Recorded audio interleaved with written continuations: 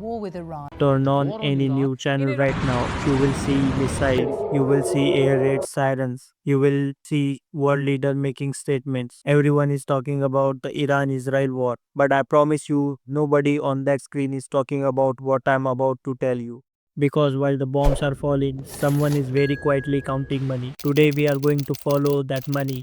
And by the end of this video, you will never watch a war report the same way again. This is the story of who really wins when the Middle East burns. Here is the fact that does not make into prime time coverage. Every single time Israel fires a Patriot missile to shoot down an Iranian drone, that one missile costs between $3 to $6 million. Every third interceptor missile per shot, and once fired, it gone forever. It need to be replaced. Now imagine this happening hundreds of times. The Iran-Israel conflict is not a one-day event. It has been escalating for weeks. Missiles are being fired and intercepted constantly. And the same Patriot missile protecting Israel are also being shipped to the Ukraine to defend Russian attack. NATO nations who donated their stockpile to Ukraine now have dangerously low reserve of their own. The result, a global shortage of the world's most in-demand missile system. And there is the only one company in the world that manufactures the Patriot PAC-3 interceptor at a scale. One company that is sitting at the very center of this crisis. Meet Lockheed Martin, the world's largest defense company.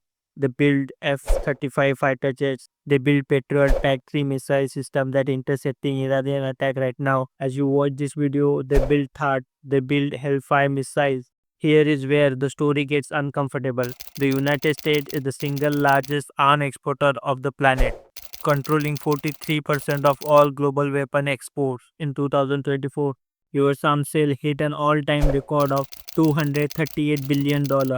The biggest buyers include Israel, the UAE, Japan, and Saudi Arabia, and every major NATO nation. These countries are all either directly involved in active conflicts or massively arming because of them. When the whole world is at war, America defense industry is at war, and the Lockheed Martin is at the top of that industry. In September 2025, the US Army handed them $9.8 billion contract, officially the largest single contract in the company's missile division history, for nearly 2,000 Patriot PAC-3 interceptor, not because anyone planned it, because of war around the world are made it necessary. Now you might ask, how does the private company ensure that $1 billion government contract keep flowing in their direction? And the answer is simple as it used to be. They fund the people who write the checks.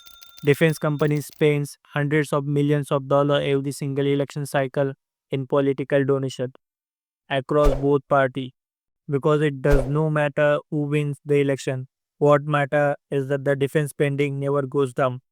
Lockheed Martin donated $1 million to Donald Trump inauguration fund in 2025, and what followed the single largest missile production ramp up in recent US history. Donate to campaign, win the contract, use the profit to donate again. This is not a conspiracy. This is how the system is legally designed to work. And the fuel that keeps the engine running is a conflict. In the Ukraine, in the Middle East, and anywhere else, instability creates demand. The Iran-Israel war is a tragedy for the people who live it. For the military-industrial complex, it is just another record-breaking quarter.